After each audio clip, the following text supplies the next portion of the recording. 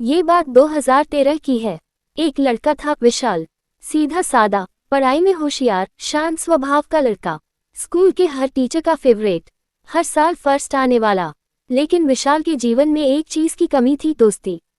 उसकी कोई दोस्ती नहीं थी, न लड़कों में न लड़कियों में। वो अक्सर अकेला रहता। मगर एक दिल की बात थी जो विशाल ने कभी किसी से नहीं कही। वो एक लड़की को मन ही मन पसंद करता था। उस लड़की का नाम था श्वेता। स्कूल की सबसे खूबसूरत लड़की, चमकती आंखें, मुस्कुराहट ऐसी कि जैसे फूल खिल जाएं। पूरे स्कूल में शायद ही कोई लड़का था जो श्वेता का दीवाना ना हो, और उनमें विशाल भी शामिल था। मगर विशाल कभी हिम्मत ही नहीं जुटा पाया कि वो श्वेता से अपने दिल की बात कह पाए। वो सिर्फ दूर से उसे देखता, कभी कभी जब वो हंसती तो मन ही मन मुस्कुरा देता।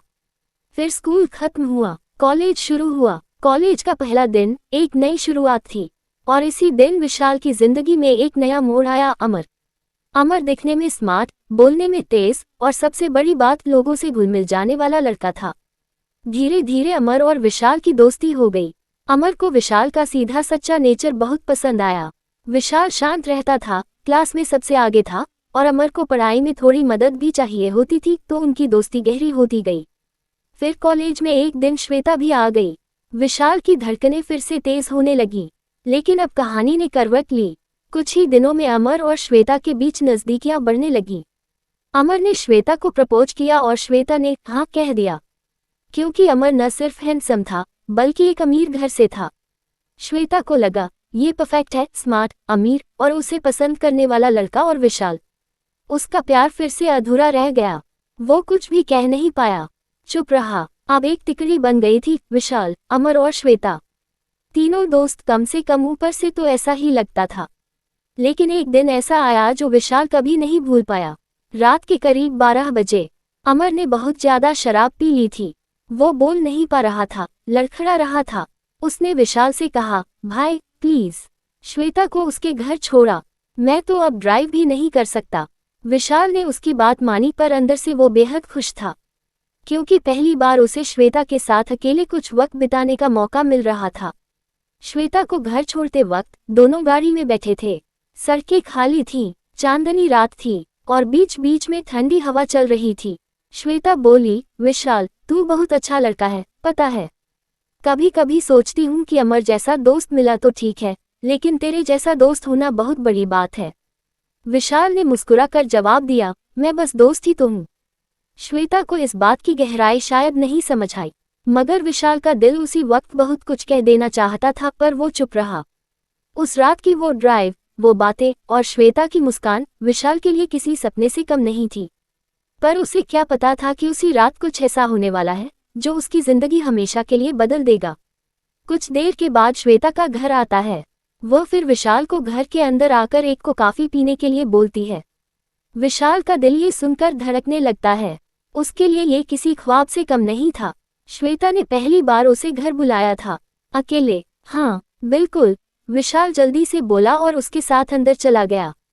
घर एकदम शांत था। श्वेता की माँ पापा किसी पार्टी में गए थे और देर रात लौटने वाले थे।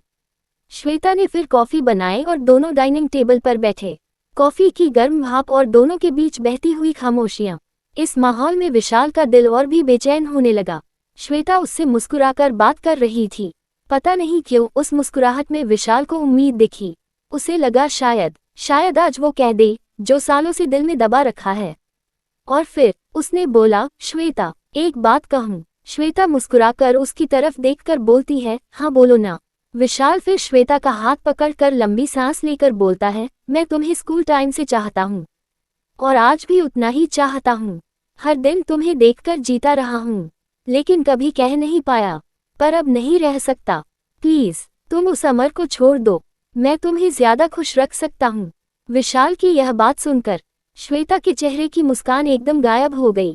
फिर अगले ही पल वह गुस्से में बोलती है, क्या समझ रखा है तुमने मुझे विशाल?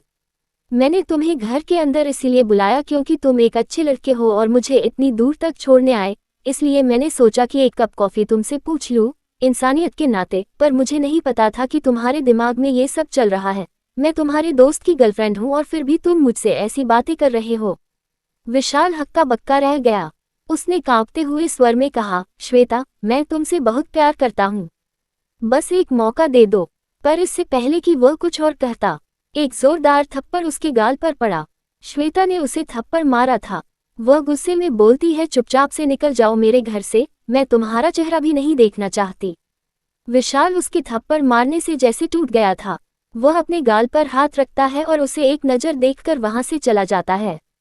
अगली सुबह कॉलेज में पूरे कॉलेज में सनसनी फैल चुकी थी। अमर भी गुस्से में आग बबूला था। तभी विशाल कॉलेज के अंदर आता है और क्लास के अंदर जैसे ही आता है तभी अमर सबके सामने उसका कॉलर पकड़कर गुस्से में बोलता है, साले, मेरी गर्लफ्रेंड को प्रपोज करने की हिम्मत कैसे हुई तेरी? मैं तुझे अपना दोस्त समझता था और अच्छा इंसान समझता था, पर मुझे नहीं पता था कि तेरे अंदर इतना घटियापन फैला हुआ है। आज के बाद से तेरी मेरी दोस्ती खत्म, और अब अगर तू मेरी गर्लफ्रेंड के आसपास में नजर आया ना तो मार मार कर तेरी हड्डी पसली तोड़ दूंगा। इतना बोलकर वह उसे धक्का दे देता है। वही बाकी के स्टूडेंट विशाल को घृणा भरी नजरों से देखने लगते हैं। क्लास के स्टूडेंट, कैंटीन, लाइब्रेरी, हर कोना विशाल के मजाक से गूंज रहा था। कितना भी टॉपर बन जाओ, शक्ल नहीं है तो क्या फायदा? श्वेता तो अमर की है, तू सपने देखता रह गया। विशाल कुछ नहीं बोला। उसकी आंखों से आंसू गिरते रहे। उसे लगने लगा था कि अब कुछ भी बचा नहीं है। वो फिर सीधे घर चला गया, दरवाजा बंद किया और अपने कमरे में जाकर अकेले बैठ गया। उसकी आंखें लाल थीं, चेहरे पर ताज़ा थप्पड़ का निशान था और दिल पर बहुत पुराने दर्द की गहरी चोट थी। तभी मोबाइल की स्क्रीन पर अचानक एक पॉपअप हुआ, एक अजीब सी वेबसाइट का लिंक। क्या आप अकेले हैं? क्या आपके अपने आप को नहीं समझते? क्या आप किसी ऐसे से प्यार करते हैं जो कभी आपका नहीं हो सकता? तो अब बुलाए उसे जो आपकी हर इच्छा पूरी करेगी। कर्ण पिशाचिनी, अगर वह आपके पास आ गई तो आप इस दुनिया के सबसे खुशनसीब इंसान बन जाएंगे। वह सिर्फ आपकी होगी और आपकी सारी इच्छा पूरी करेगी। विशाल ने थरथराते हाथों से मोबाइल उठाया। उसका चेहरा अंधेरे में चमक रही स्क्रीन से रोशन हो रहा था। कर्ण पिशाचिनी, उसने नाम दोहराया और उसके बाद वो जल्दी से उस वेबसाइट को ऑन करके कर्ण पिशाचिनी के बारे में और जानने की कोशिश करने लगता है। उसने लगभग आधा इंटरनेट छान मारा था पर कर्ण पिशाचिनी के बारे में ज़्यादा जानकारी नहीं मिल पा रही थी। वो फिर अपना मोबाइल बंद करके सो जाता है। अगली सुबह विशाल रेडी होकर अपने पापा के कमरे में चला जाता है। वह रात भर ठीक से सो नहीं पाया था। उसके दिमाग में कर्ण पिशाचिनी ही घूम रही थी। वह पापा के कमरे के अंदर जाता है तो उसके पापा उसे देखकर बोलते हैं, विशाल आओ बैठो। विशाल जाकर सोफे पर बैठ जाता है। उसके पापा उससे पूछते हैं, कैसा चल रहा है तुम्हारा कॉलेज? तो विशाल लंबी सांस लेकर बोलता है, पापा मैं इस कॉलेज में नहीं पढ़ना चाहता क्योंकि मेरा कोई भी दोस्त नहीं है और सब मेरा मजाक उड़ाते हैं। कोई भी मुझसे दोस्ती नहीं करना चाहता है, इसलिए मैं बाहर जाकर पढ़ना चाहता हूँ। प्लीज़ मुझे बाहर जाकर पढ़ने की इजाज़त दे दीजिए।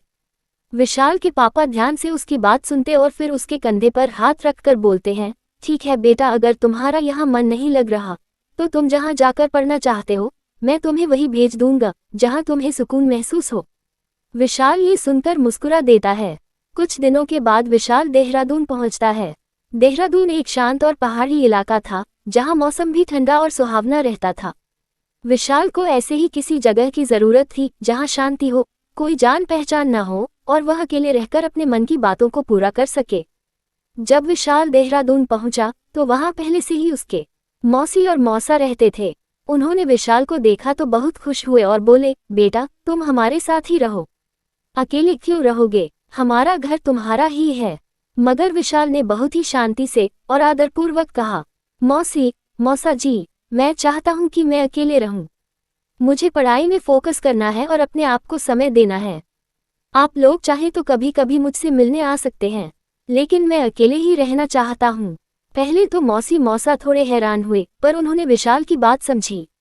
उन्हें पता था कि विशाल हमेशा से थोड़ा अलग स्वभाव का रहा है और जब वह कुछ सोच लेता है तो उसे करता भी है। आखिर में उन्होंने कहा, ठीक है बेटा, जैसे तुम्हें ठीक लगे। कोई भी ज़रूरत हो तो तुरंत हमें बताना।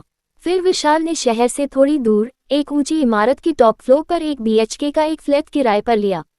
उस फ्लैट में ज़्यादा चीज़ें नहीं थी, बस एक पलंग, एक मेज़, कुछ ज़रूरी सामान और एक खिड़की जो दूर तक पहाड़ों और जंगलों का दृश्य दिखाती थी।